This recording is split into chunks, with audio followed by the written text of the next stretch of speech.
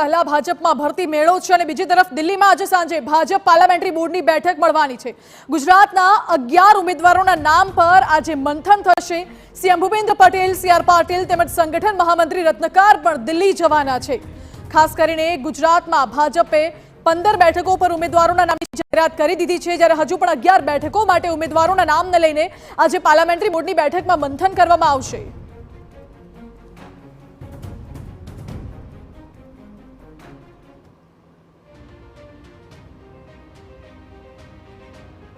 आपने जणावी दઈએ કે કઈ બેઠક પર કોને ટિકિટ મળી શકે છે। શક્યતા દેખાડી રહ્યા છે સુરેન્દ્રનગરની બેઠક પરથી મહેન્દ્ર મુંજપરા, જો કે ભાજપની નો રિપીટ થિયરી છે તેને લઈને પણ અનેક સવાલ ઉઠી રહ્યા છે, પરંતુ કોળી સમાજને પ્રાધાન્ય આપવામાં આવી શકે છે।